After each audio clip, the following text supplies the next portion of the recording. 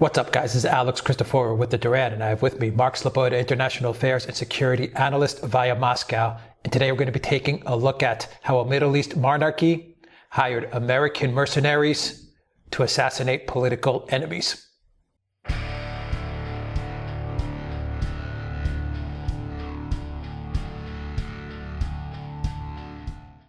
All right, Mark from Moscow, welcome again to the Duran. It's a pleasure to have you here. Always an honor and a pleasure to be on the Duran. All right, so Mark, three simple questions, and I want you to just build the story from there. We're basing this on a Buzzfeed News article that you sent to me earlier today. I will put the link in the description down below for our viewers to see. The first question is, what is the operation against Mayo? Then I want you to answer who is SPEAR or what is SPEAR Operations Group, and then talk to us about Abraham Golan. So build the story from there. Yeah. Okay. So I strongly encourage everyone to read the article and the links. The article, it's a BuzzFeed scoop. The author is Aram Roston, and the article is "A Middle East Monarchy Hired American Ex-Soldiers to Kill Its Political Enemies. This could be the future of war." So the person, the group involved, this is the SPEAR Operations Group. This is the kind of the latest of dozens of U.S.-based mercenary companies, security contractors, to come to a public eye. There's dozens of them operating at this point. Most of them don't get this type of notoriety. This one didn't until now, until this story was broken. And the author of the story, Aram Roston, he spoke to Golan. He spoke to one of the Navy SEALs involved in the group, Gilmore, and several State Department and CIA officials for confirmation of all of this. So I think this should be pretty much considered a confirmed story. The SPEAR Operations Group is a U.S.-based mercenary group set up by Abraham Golan. And Abraham Golan is a Hungarian Israeli citizen. He served in the French Foreign Legion. He lives outside Pittsburgh, and he set up the SPEAR Operations Group. It's incorporated in Delaware in the United States. And he set up, he went out to recruit some of the biggest, the baddest special operations forces, special operations forces of the U.S. to staff this group. Now, since the war on terror, the number of U.S. special forces has been more than doubled. We're talking at every given time, there's some 77,000 U.S. military personnel who are within the rubric of special forces. And, a lot of them serve 4 or 5 year terms, get out, and immediately enter the private sector where the pay and some of the benefits are much better. So the SPEAR Operations Group has been hired by the United Arab Emirates. And the United Arab Emirates is a small, oil-rich country in the Gulf. It usually operates kind of in the shadow of its larger allies, Saudi Arabia, Qatar, and others. It's described in the article as a monarchy. Let's call it what it is. It's a dictatorship. It's a brutal Islamist dictatorship. That happens to be allied with Saudi Arabia and allied with the United States, and through that, allied with Israel. Abraham Golan is described as a slick figure, and he was approached by the Emiratis not to do the normal type of what has been considered the completely acceptable work for security contractors, which is training up local troops, serving an advisory role, providing guards for locations or bodyguards, diplomatic or senior political figures, not usually in frontline combat. And what this group, the SPEAR Operation, hired by the EU and their involvement in the Saudi, US, UK, UAE invasion of Yemen, is to assassinate Yemen's political leaders whom the United Arab Emirates has a problem with. And one of these leaders, and the story focuses around this, is Saif Ali Mayo. And he is a local political leader of a political party in Yemen, Al-Islah. Now, Al-Islah is a political party and a movement in both Yemen and it's also in United Arab Emirates. It's affiliated with the Muslim Brotherhood. It is an Islamist group. It is considered, the Muslim Brotherhood is considered a terrorist group by the United Arab Emirates and by Saudi Arabia sometimes, but not by the United States. And I think that's crucial to what they were hired to do there. So it's very active in Yemen, and it's also active in the United Arab Emirates, where it's seen as a threat because it is political opposition to the U.S.-allied United Arab Emirates dictatorship. And one of the things that Al-Islah is against is United Arab Emirates' close relationship with the United States.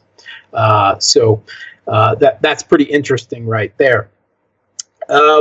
So in last parliamentary elections that were held in Yemen, this is no small political force. They got 22.4% of the vote and some 46 out of 301 seats. So they're a major political party. And this group, the Spear Operations Group, was hired specifically to assassinate the political leaders of this group, religious clerics and scholars affiliated with the group, and one of the U.S. Navy SEALs involved, Gilmore, admits he can't rule out that some of the people were just ended up on the wrong political side of the dictatorship in the United Arab Emirates. And so this group, the Spear Operations Group that Golan put together, it's made up out of Green Berets, Navy SEALs, CIA ground branch, which is like their special forces on the ground, is like their militarized force. It previously included lots of French Foreign Legion as well. They were cut out of the group and replaced with Americans. And this is the thing. It's not only ex-U.S. soldiers. It's not only veterans. The group includes people, U.S. military, who are serving in the National Guard or are also in the Navy, or others are in the Navy Reserves. They're paid a U.S. government salary. Some of them still have top secret clearances. And they are conducting assassinations. And let's be clear, this is contract killings. This is U.S. military personnel doing contract killings of the political leaders, the political opponents of a Middle East dictatorship in their invasion of another country. And this is just absolutely insane. The State Department is supposed to provide vetting, approval, complete oversight of all such security contractors of these merc companies. And they claim they do, which I have to admit, the intelligence officials that were consulted by Buzzfeed for the article agreed, and I also, that it is impossible to believe that this is being done without the U.S. government's knowledge and approval. Impossible. Buzzfeed contacted also a former CIA official when he first told them the details of what he discovered. The ex-CIA said, "No, that's impossible. We wouldn't do that." He called him back a few hours later and says, "Oh my God, this is all real. I can't believe we're doing this." Now, how can you tell if the guy we're smoking is really a bad guy or not? And that's of course the complicated thing of the nature of this conflict in Yemen. Who is a good guy? Who is a bad guy? It's nearly impossible to say. And these guys don't come cheap. So they're a base pay for the group is $1.5 million a month from the UAE, and each individual soldier, who does the work on the ground is paid $25,000 a month, and that is does not include the bonuses for each kill. And they handed them out a card deck of dozens of people they wanted to kill with their names on a deck of cards. It sounds like a Hollywood action thriller, I know, but this is the way it was laid out to them. And like I said, political leaders, religious clerics, and the leader of the group, he says, he outright admits it. Yeah, we did it. I mean, it's not a secret. It's not questionable. Abraham Golan says, we did it. We were killing people for a U.S. ally. The UAE is the U.S. ally, and so he doesn't see anything wrong with it. In fact, he says he thinks it's right. You may call me a monster, he says, but what I did is right, and I wanted to spark a debate. Well, I'm not quite so sure what he did is right. The BBC reporting on the story, the BBC anchor talks to the reporter and says, is this legal? No, of course this is not legal in any stretch of the imagination.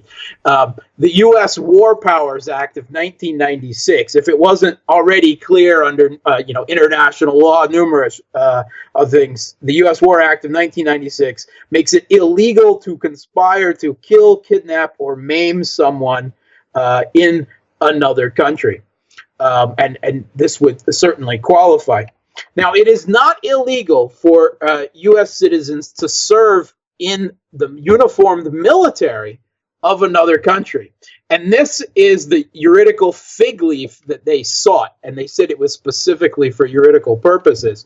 They were each given rank very temporarily within the United Arab Emirates military. The leader was given the status of a colonel, something he never had in the French Foreign Legion, and his second was bumped up from petty officer, which is how he got out of the U.S. Navy and the SEALs, all the way up to lieutenant colonel. So that's quite a jump. So this fig leaf of being officially, unofficially military of the UAE, complete with Arabic dog tags and everything, is how they went into this operation. And they describe how this hit on this Yemeni political leader, on Saif Ali Mayo, went south. It didn't work out, and it ended in kind of a little crisis, a little disaster. But they basically confirmed, without naming names, making some smiles in certain photographs when they were shown, that they have killed dozens. And it's not clear at all whether they were the only ones doing this, whether they only were targeting members of this political party or others. And so it's really a crazy story. And it gets even crazier when Abraham Golan was meeting the representative, the liaison from the UAE military to set up this group. The liaison from the UAE military was the former security officer for the Palestinian Authority, a Palestinian, who was basically, he could have been the next leader of Palestine, of the Palestinian Authority, at least in the West Bank. He was basically driven out when he was discovered he was cooperating with the CIA. But he's meeting with Golan, this Hungarian Israeli, and who regularly networks with some of the biggest war hawks in Israel and the Israeli regime's military establishment, Zionists are us. And he said, in another situation, we could have been killing each other. Well, they're not. Instead, they're doing contract killings of this Arab dictatorship's political enemies in the country they're invading. And what I think makes this even a little crazier is the side of this conflict. The conflict in Yemen is, of course, extremely complicated. Basically, the Saudi Arabia, the UAE, are trying to reinstall their puppet ruler Hadi, who has been driven out Usually it's presented as the Houthis, a vaguely Shia religious, started as a religious students movement. It actually grew up into a much broader alliance of people who were just unhappy with this Saudi-U.S. puppet in Yemen, and they drove him out of the country. And so Saudi, the UAE, backed actively militarily by the United States, the United Kingdom, other Western companies, invaded Yemen to put this guy back in charge of the country. And it's been a bloody conflict. It's included a blockade that has become a starvation blockade with some 14 million people facing famine. And I mean, this is pretty much openly, at least an act of genocide here that is being committed to try to starve the Yemeni people into submission to this Saudi puppet Hadi. And this Al-Islah, this political group affiliated with the Muslim Brotherhood, that the UAE is having these U.S. mercs knock off their political and religious leaders, it's on their same side in this conflict. It's on the side of the deposed president. It's one of their strongest forces in the south of the country. And the explanation that Golan gives, well, some of these people are out and out terrorists, and some of them are a part of the political movement associated with terrorists. Well, according to the UAE, not according to the U.S. government, that is. And let's take a close look at what the United Arab Emirates is doing in Yemen. The United Arab Emirates and Saudi Arabia, they are openly cutting deals and working with Al-Qaeda. I guess for this purposes, Al-Qaeda is not considered a terrorist group because Al-Qaeda is fighting on the same side as the U.S., Saudi, and the UAE against the Houthi rebels and other members of this alliance. So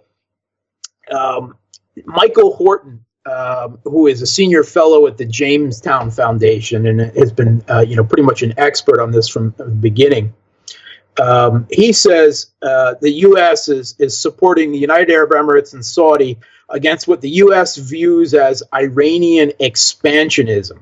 Now, it has to be said that most experts on Yemen say that there's actually been very little Iranian support for the Houthi even before the conflict began, and certainly nothing since the entire Navy blockade and starvation blockade of the country by the coalition naval forces, Saudi Arabia, UAE, but the U.S. and UK have actually contributed ships to this as well.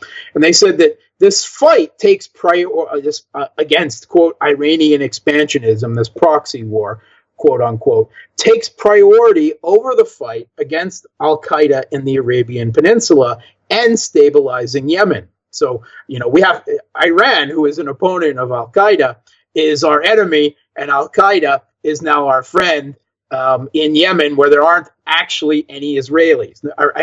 Any Iranians. There's no advisors, there's no military forces, anything like this.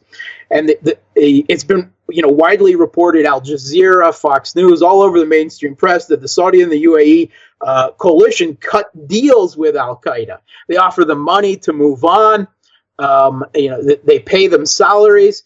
And part of the deals is they have to recruit Al-Qaeda members into their military ranks, which these mercs are fighting on the same side as in Yemen. And Horton says there have been so many Al-Qaeda fighters recruited by the Saudi, UAE, US, UK coalition.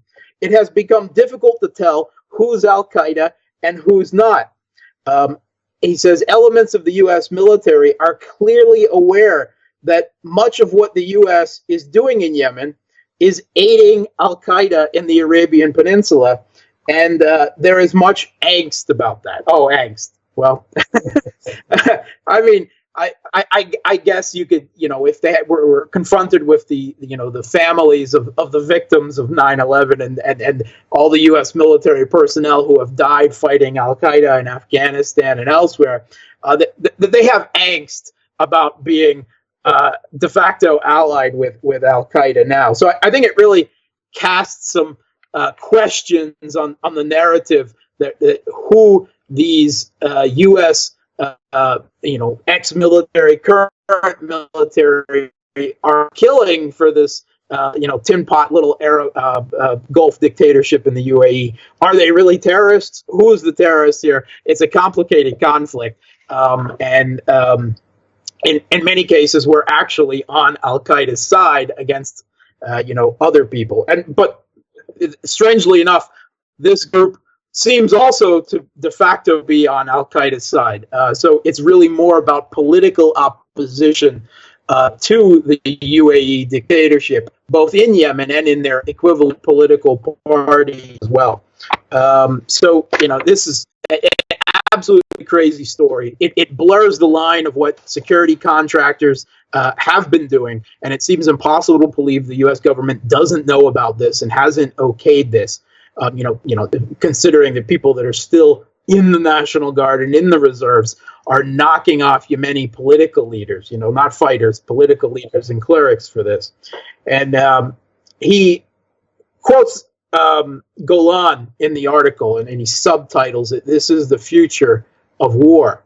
And I disagree with that completely. It's not the future of war. It's the present day of war. It's going on right now. This is just the tip of the iceberg. So let me pick up on that, because I wrote down 3 conflict areas. I find it tragic, a crime, that it took a terrible, brutal killing of a journalist, Jamal Khashoggi, to open up the world's eyes to what Saudi Arabia has been doing for decades, including what you mentioned, 14 million Yemenis facing starvation. I think it's incredible that now we're all of a sudden starting to see what an evil and brutal dictatorship, monarchy Saudi Arabia is. But I wrote 3 countries. You mentioned Yemen, Syria, Ukraine. You said this is not the future of war. This is war. Bring that home to these 3 conflicts. You mentioned Yemen. Go into Syria and Ukraine with this model of warfare. Yeah, I mean, U.S.-based mercenaries have been used in all 3 of these conflicts in various roles. And the precedent that the U.S. has set for the last 2 decades using privatized warfare, privatized security contractors, has, of course, been imitated by other countries. Israel, the United Kingdom, even Russia supposedly has several groups that have been involved in the conflict in Syria, and supposedly now Libya and at least one country in Africa as well. And the U.S. has security contractors, mercenaries, operating all around the world. And of course, the main question about these security contractors, and in this case, they were serving not just the security contractors but contract killers, is there is no accountability. There's nowhere to hold them accountable under U.S. law, because the U.S. brushes this all under the carpet, and the media seems to go along with it. And I think you're right. This is all, especially now, really up for question when the U.S. role with Saudi Arabia is, another tin pot Middle East dictatorship, is being called into question with their killing and chopping up of one of their own critical journalists, Jamal Khashoggi. So, should we be in bed with the UAE? Should our mercenaries be doing, contract killing for them? Our some of them, actually serving in the U.S. military, and who's to say who, no judge, no one has decided that they are bad people or that they should be killed. Certainly not, and not that any U.S. court would have jurisdiction over a conflict in Yemen, which the U.S. isn't, technically at war with. Although it's certainly an active military participant in the conflict. So there's no way to hold these people accountable. They're acting completely with immunity, and a wink and a nod from governments like the United States, Israel, and others. And now the U.S. acts all upset when other countries like Russia and everything not aligned with their interests have started using mercenaries in conflicts as well, to try to hide their own hand. And it's usually regarded whenever Russian mercenaries have been active in Syria or Libya, that the medium immediately jumps to the conclusion that they are acting as a direct agents of the foreign policy of Russia. Can we conclude anything less with groups like this, that the U.S. State Department claims it has tight oversight and control of, that these contract killings in Yemen are being, of political and religious leaders, are being done with the approval of the U.S. government? What about NATO, Mark? Does NATO use mercenaries and contract killers? I mean, there was during the conflict in Ukraine, there was a lot of rumors and a lot of articles written about NATO mercenaries in Ukraine, and NATO, hired soldiers fighting in Ukraine alongside the Ukraine army. Is that true, or what do you make of that? Yeah. So officially, NATO doesn't use security contractors for its operations. But if its member states that in an operation that's involved in are using security contractors, then it looks the other way. So, the technical answer is no. The obvious answer is yes. And yes, the U.S. was using security contractors in Ukraine. They usually played behind the role things, training up, advising, and other things. But I think there's very little doubt that it was impossible with them operating close to the front lines that they never ended up in actual conflict against the people of the Donbass there, and against Russian contractors and military advisors on the other side. In Syria, we saw a situation with varying stories of exactly how many were killed and what happened, but somewhere between 10 and 200 Russian security contractors were killed by the United States, very loudly trumpeting it, in Syria, under these very dubious situations involving the illegal U.S. military invasion and occupation of that country. While the Russians, both the official uniformed military and the security contractors, are there at the express invitation, and we must presume the pay on the security contractors' side of the Syrian government. So, you can raise moral questions. Should we be privatizing warfare like this? But at least on international law side, the Russian security contractors that were killed by Americans, which could potentially have been a World War III situation, were entirely within the bounds of international law, such as it exists operating there. All right, real quick, before we finish it out, Mark, how is this different than what Erik Prince, Blackwater, Academy does? How is the Spear Operations Group different than Erik Prince's groups, especially his operations in Afghanistan, for example, or what he wants to do in Afghanistan? Officially, Blackwater, it doesn't exist anymore. We usually talk about Erik Prince's groups as the group formerly known as Blackwater, as if it's Prince or a musical artist or something like this. Jeremy Scahill has talked a lot about how initially Blackwater, now known under various other rubrics, and dozens of now similar organizations. Initially, they were hired to do limited things, training up troops, foreign troops, foreign military and police, providing security for officials or locations. The idea was that they would not be involved in active combat. And Jeremy Scahill has done a lot of reporting how over the last 15 years, that line has been blurred, not only with regards to South African mercenary companies and so on operating in Sierra Leone and elsewhere, such as Executive Outcomes and other groups, but the U.S. military companies, that line has blurred and clearly in this point gone far beyond even combat operations. They're now doing contract killings. This has come out, but I'm sure that in conflicts like this, Syria, in Somalia, in Libya, and in Ukraine, that these groups are actively doing lots of things like this, and possibly even worse, on behest of the governments paying them, with the fig leaf that, they're doing this for an ally a Middle East dictatorship allied with the United States, in this case, the United Arab Emirates. Why is this so dangerous a road to go down, Mark, real quick? Why is this so dangerous to have these people operating like this? Yeah, well, the role of mercenaries under international law is extremely questionable and probably illegal if it was, originated by anyone other than the United States. The big problem is accountability.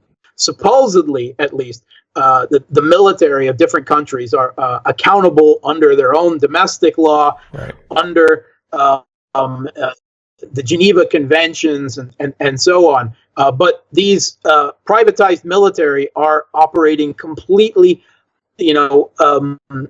not completely outside, but under, the blanket of legal immunity of the United States and other countries. And there's no way that has been identified to hold these people accountable, be it in U.S. court, be it under international courts such as the International Criminal Court, the International Court of Justice.